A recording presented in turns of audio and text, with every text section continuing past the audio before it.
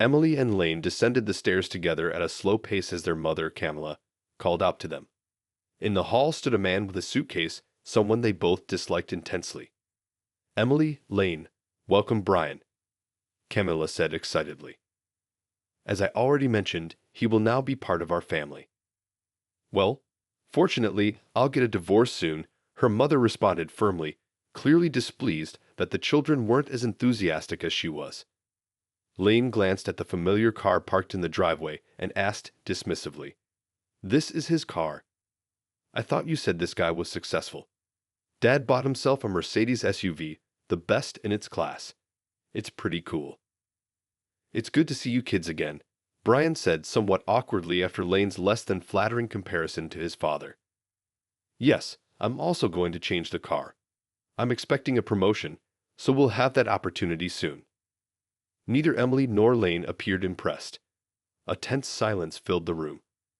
"Welcome, Brian, to our home," Camilla hissed at her children, clearly outraged by their rudeness. "Yes, as you say," Emily responded unkindly before heading upstairs. "They just need to get used to it a little," Camilla reassured the upset Brian. "I'll talk to them. They will come to their senses." Emily, 16, and Lane, 12, had learned of their parents' divorce 6 months earlier when they were informed of their mother's infidelity. This revelation came after 2 years of witnessing their parents' constant fighting, their mother's coldness towards their father Walter, and her frequent swearing at him. She seized any excuse to be away for days at a time, whether it was regular weekends, holidays with friends, or trips to see family. It reached a point where even the children no longer believed their mother. It pained them to witness their father lose his self-respect in his desperate attempts to save his marriage. Their parents sought marriage counseling, but Brian was always lurking in the background. Whenever Camilla was not at home, they could hear their father crying at night. After 2 years, Walter finally broke down. He discovered evidence of her affair before filing for divorce and blamed Brian. Both parents sat down with their children to explain why they were separating. Lane began to cry, and Emily stared at her mother with poorly concealed hostility. Camilla, feeling awkward, couldn't bring herself to look the children in the eyes. She tried to share the responsibility with her husband, but it was clear that no one believed her. All she could offer was, "I have fallen in love with someone else." The next 3 months were agonizing as Walter searched for a place to stay. Camilla felt relieved when he finally moved out, but it didn't make life at home any more enjoyable. Emily and Lane were furious with their mother, who was too preoccupied with Brian to notice. When the divorce proceedings started after Walter left, it was bittersweet as the love between Walter and Camilla had completely vanished. Walter sued for full custody of the children and the house. The next 3 months were agonizing as Walter searched for a new place to stay. Camilla felt relieved when he finally moved out, though it didn't make life at home any more enjoyable. Emily and Lane were furious with their mother, who was too preoccupied with Brian to notice. When the divorce proceedings began after Walter's departure, it was bittersweet. The love between Walter and Camilla had completely vanished. Walter sued for full custody of the children and the home. Camilla resisted and demanded increased child support, a house for which Walter had to pay the mortgage, and the ability to control the father's visits with the children. It took 6 months for the divorce to be finalized. The imperturbable judge's ruling left everyone unsatisfied. Walter was required to pay his half of the mortgage until Camilla remarried, if she ever did, in addition to child support. Guardianship was complicated by the difference in the children's ages. Emily was deemed old enough to choose which parent to live with, but Lane was not. It was decided that Lane would stay at the family home with Camilla during the week and spend weekends with his father. Emily, though hesitant, chose to follow through for her brother's benefit. When she confided in her father, she broke down, sobbing in his arms. Walter, with tears in his eyes, expressed his pride in her for looking after her brother. The divorce of their parents had brought Emily and Lane closer together, particularly because Emily had to take care of her brother, while their mother continued her relationship with Brian.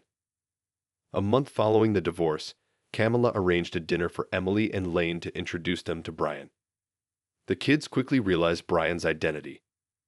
Emily, Lane, "This is Brian, the man I'm dating," Camilla announced with pride, giving Brian's hand a squeeze. Emily grinned and said, "You mean this is the guy you cheated on Dad with?" Lane slouched in his chair, crossed his arms over his chest, and turned away sullenly. "Emily," Camilla snapped, glancing around nervously to see if anyone had overheard her daughter's words. "It's okay, Camilla," Brian smiled, feeling a bit embarrassed. He wasn't fond of Emily's blunt and disdainful manner. "I wish your mother and I had met under different circumstances, but as you get older, you will realize that love doesn't always work out the way you want it to." "Yes, Dad learned it the hard way," Emily replied. Anger flashed across Brian's face, and Camilla struggled to contain her rage. "Lane, I hear you're a good baseball player," Brian said cheerfully to Lane, attempting to shift the conversation. "Yeah, I'm fine," Lane responded sullenly, avoiding eye contact with Brian. "Maybe you and I could play," Brian proposed with a smile. Camilla agreed enthusiastically. "That would be wonderful, wouldn't it, Lane?" "Thank you, Brian." "Nope," Lane responded curtly. Brian and Camilla's smiles vanished. The mood at the table grew tense, charged with Emily's hostility, Lane's sullenness, Brian's disappointment, and Camilla's concealed anger. They ate their meal in silence, and when dessert was offered, both children declined, eager to depart. Camilla, driving the children home, spoke angrily, "That was extremely rude of you. Brian tried very hard to get to know you better, and you publicly disrespected him." From the back seat, Lane responded, "I don't like him." "I can't believe you left Dad for him," Emily said. "Dad is much better in every way." Camilla, wiping away a tear, appeared clearly upset. "If you just give him a chance, you will love him as much as I do. He is such an amazing person." Neither Emily nor Lane said anything. Upon returning home, they both went straight to their rooms, leaving their mother to tearfully call Brian and apologize on behalf of the children. "Dad, you shouldn't leave it like this," Emily screamed at her father in frustration when she recounted her meeting with Brian. "You have to tell Mom that we don't want to know him." "No, I'm not happy about it either," Walter replied irritably. He then shifted to a calmer tone to reassure his daughter. "But this day had to come.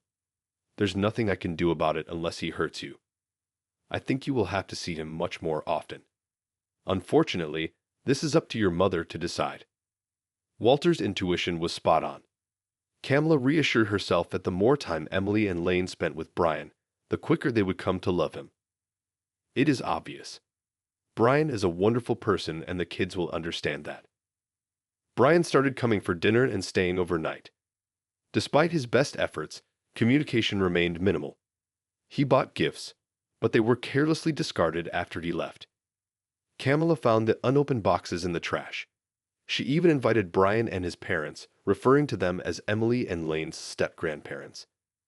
However, to her disappointment and the confusion of Brian's parents, Emily and Lane still refused to communicate.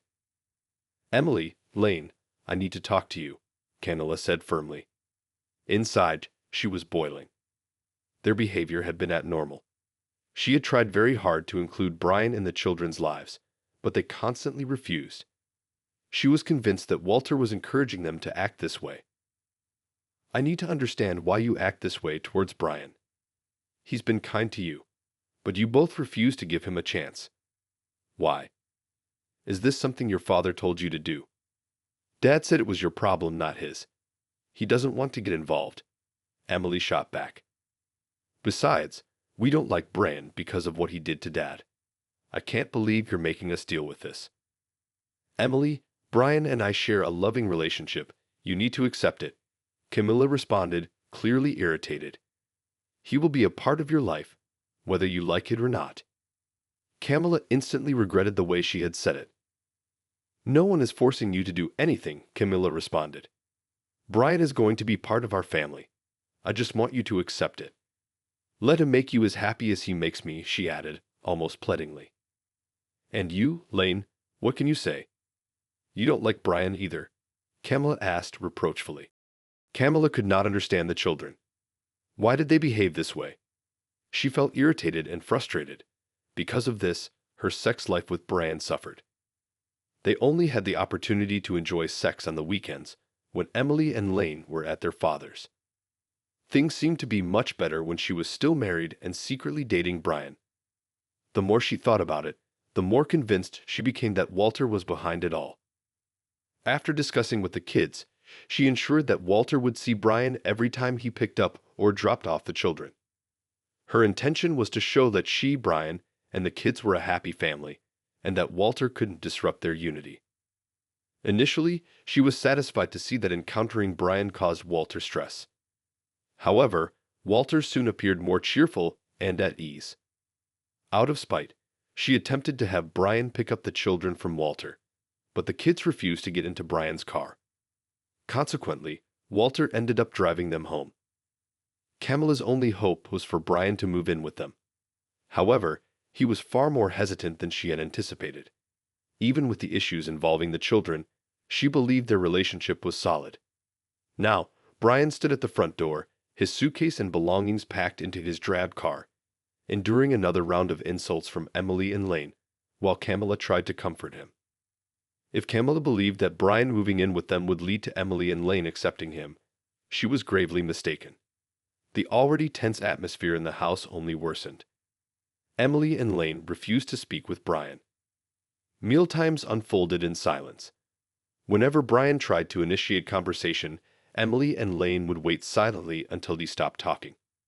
Offers to play with Lane were turned down, and suggestions to teach Emily to drive were met with a curt, "Daddy's teaching me."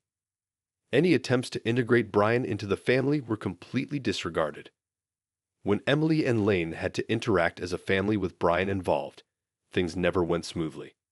Before long, Brian began complaining and suggesting that Emily and Lane should spend more time with their father. A furious Camilla confronted Walter while he was picking up the children from his former home. "And what do you want me to do?" Walter shrugged. "You brought this asshole into their lives, not me." "You're delusional," Walter laughed incredulously. "You cheated on me with him, and then you complain that they don't accept your asshole lover. Perhaps a relationship born of infidelity wasn't such a good idea after all. Emily and Lane are good children and know the difference between right and wrong. They can form their own opinion. They don't need me to tell them anything. They are old enough to decide for themselves. What happens between them and Brian is not my problem." Camilla glared at her ex-husband and rushed back into the house. The vacation plan only succeeded because Emily and Lane had left, leaving Camilla and Brian alone. This gave a boost to their struggling relationship. Walter's indifference to Brian and Camilla's relationship soon became apparent. During dinner, after Walter had dropped the kids off, Emily and Lane began chatting excitedly about Callie, Walter's new girlfriend. She had shown up unannounced while Walter was away for work, and the children were home alone. Despite the unexpected nature of her visit, the meeting went surprisingly well. Worried, Walter rushed over to find his children and girlfriend talking. After answering a few awkward questions and reassuring Walter that Callie already knew about them, how his marriage had ended, and that Callie made him happy, the kids hugged her. Camilla felt the urge to scream in frustration as she listened. After nearly 6 months of effort, the kids had barely mentioned Brian's name, but following one unplanned meeting, they embraced their dad's new girlfriend without hesitation. Despite all the challenges, Camilla was resolute in proving her relationship with Brian was a success. Her social media activity surged. She posted pictures of her and Brian hugging and smiling, proclaiming to the world how fortunate she was. There were also photos of the children, snapshots of Brian at their events, Lane's baseball games, and Emily's soccer matches. She was determined to depict Brian as a loving stepfather. Lane's birthday turned into a source of conflict. She stayed home for his birthday, investing significant effort and expense into the celebration. The guest list included not only Lane's friends, but also their parents, siblings, and even Brian's family, whom Camilla invited. She even started referring to Brian's nephews as Lane and Emily's cousins. However, Camilla was disappointed when Lane insisted on inviting Walter, who then insisted on contributing to the party. Despite these tensions, Lane had a fantastic time, and Emily enjoyed herself as well, since she was familiar with many of Lane's friends' older siblings. The problem was Walter. Camilla was happy to introduce Brian to the parents of all of Lane's friends. However, Walter had known them for a long time, and they were all eager to know how Walter was doing. Brian found himself increasingly relegated to the background in his own home. Camilla's children treated Brian's entire family coldly. Lane completely ignored Brian and refused to take a photo with him. Lane interacted with his father a lot, and those at the party began to notice this. In Camilla's opinion, Walter was ruining the party she had so carefully organized. If there were any negative comments, she didn't hear them. She, Brian, Emily, and Lane were going to officially become a family. If Emily and Lane were unhappy about Camilla's upcoming wedding to Brian, they didn't show it. It seemed like the best move Brian could have made. Their attitude towards Brian changed. They began to communicate with him, walk alone with him, and even smile in his presence. The tense atmosphere of recent months dissipated. Camilla felt like they were the family she had dreamed of since she first met Brian. In her delirium, Camilla found no reason to delay the wedding. It was scheduled for the beginning of the school summer holidays, allowing Walter to pick up the children while she and Brian went on their honeymoon. She was eager to get married as soon as the divorce was finalized. The only thing that dampened her spirits was Walter's indifference. All she received from him was a detached congratulations and a shrug. He truly was worthless. Divorcing him was the best decision she ever made. In the weeks leading up to the wedding, changes occurred in the children. Camilla couldn't understand what was going on. There seemed to be a nervous excitement in them. It was as if they couldn't wait for something to happen. She assumed it was because of the wedding and the fast-approaching school holidays. This made sense. Camilla loved going wedding dress shopping with Emily, while Lane seemed happy to shop for a wedding suit with Brian. The wedding would take place at a nearby resort overlooking the lake. The grounds were beautiful and perfect for photos. Camilla was more excited than she had ever been in her life.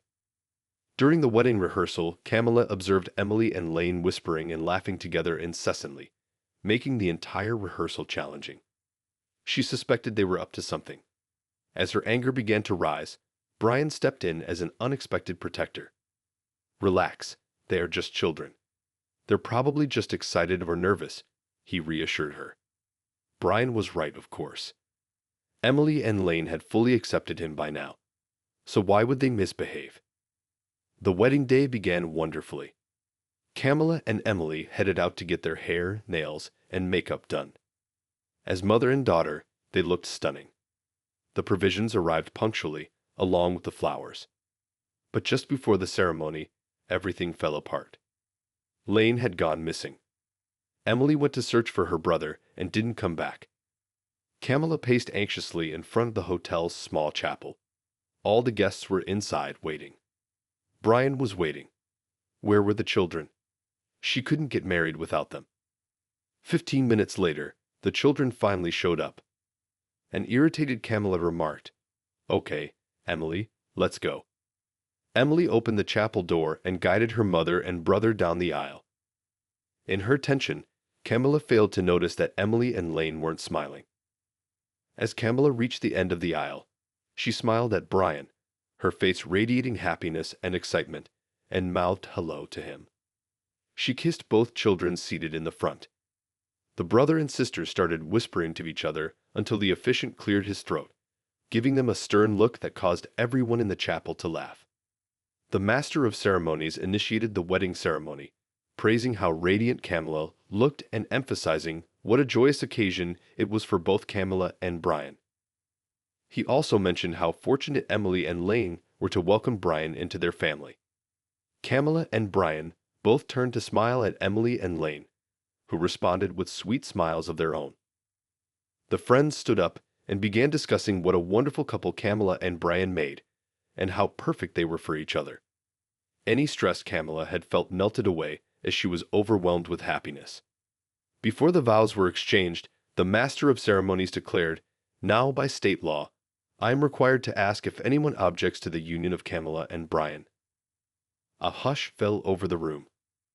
Nervous chuckles broke the silence briefly before Emily and Lane leaped from their seats, shouting in unison, "We object." Camilla spun around, looking at the children in horror. The master of ceremonies nearly stepped back in surprise, while the guests gasped loudly multiple times. Brian just stared straight ahead, shaking his head slowly and laughing in disbelief. "Emily, Lane, what are you doing? It's not funny." Camilla's eyes welled up with tears. She couldn't believe what her children had done on what was supposed to be the happiest day of her life. Emily defended Lane, addressing the guests with her objections. "Most of you are probably wondering why Mom and Brian are getting married so soon and why they moved in together so quickly after she and Dad split up. The truth is that they dated for almost 2 years, even though Mom was married to Dad. They are cheaters. Mom cheated on Dad with Brian." "Brian, is this true?" Brian's parents asked, clearly offended. Brian neither answered nor turned around. Dissatisfied muttering filled the room. "Quiet," Camilla hissed at Emily, panic starting to overwhelm her. It was becoming a nightmare. Most of the guests were unaware of this situation. Both she and Brian had kept their infidelities hidden. "We hate Brian. He's the reason our parents split up," Lane continued. "Our dad cried all the time because Mom was with Brian. We had to live with them while Mom dated Brian. And then Mom forced him on us. We don't want Brian to marry his mom. We don't want Brian to be our stepfather. We don't want to live with Brian. And we don't want to know Brian at all. Mom, if you marry Brian, we will live with Dad," Emily almost growled at her mother. "Emily, what are you talking about? Please don't do this," Camilla implored her children. She then turned to Brian and pleaded, "Give me a minute. I'll talk to them and put an end to this." Brian shook his head and, with an almost calm demeanor, told his bride, "No, I'm over it. I'm not going to live the rest of my life being bullied every day by these little assholes. They don't like me and they never will. And you know what? I don't like them either. I spent too much time and a lot of money on them, and all I got was disrespect. I will marry you only if you live with me, but not with them." Camilla fell silent, her expression making it clear to Brian that she could never do what he was suggesting. "I thought so," Brian said, moving towards the exit. No, we can't, because there's nothing to fix. This is simply the reality of the situation," Brian replied before leaving the chapel. Camilla burst into tears, black streaks of running mascara staining her face. She froze, watching her fiancé walk out of her life. Why did you do this to me?" she asked her children, inconsolable. "We hate you for what you did to Dad," Lane responded icily. "You made us live with the guy you cheated on Dad with. Who does this?" Emily questioned angrily. "You turned Dad's life and our lives into a nightmare." Camilla felt a sudden clarity pierce through her. Throughout her time with Brian, she never considered the impact it would have on the children. She was convinced they would adore Brian, but they never did and never would. She had irrevocably damaged her relationship with the two people she cherished most in the world, and they might never love her again. Camilla stared at the children, then collapsed on the floor sobbing. "I'm sorry. I'm so sorry. I never meant to hurt you. I never imagined you would feel this way. I never thought this would happen. I love you. Please, I love you," she pleaded, stretching out her hands in the empty chapel. Emily and Lane stood back, not approaching their mother. Their brows furrowed, reflecting their own sense of upset. Though their plot had succeeded, they hadn't anticipated that it would leave their mother as a pitiful and broken figure, prostrate before them. "Emily, do you have a phone?" Camilla's mother, Grandma, asked softly. Emily nodded and opened her purse to show her grandmother. "You and Lane go back to your rooms and change clothes. Call your dad to come pick you up. You'll have to stay with him for a while." Gently, he helped Camilla up from the floor and led her out of the chapel. As they walked away, Camilla kept looking back at her children, who stood somewhat stunned. The grandmother hugged the children. "There is no need to apologize. Your grandfather, and I never liked Brian, or what your mother did to Walter either. The consequences of all this are now being realized, and it will greatly affect her. In the long run, it will be for the better. But right now, things are tough. She needs to earn your forgiveness, and she needs to understand that she forced you to do this. She will have to establish a new cordial relationship with Walter and learn to respect him again as the father of her children. She did a terrible thing. I doubt he'll ever be able to forgive her. Kamala has a lot of self-healing and learning to do. This can take years of therapy. I love you, Emily. I love you, Lane. Do not worry. Everything will be okay. Grandpa and I will always be by your side. Now let's go home. The children and their grandmother departed from the site of their mother's brutal massacre, not once glancing back.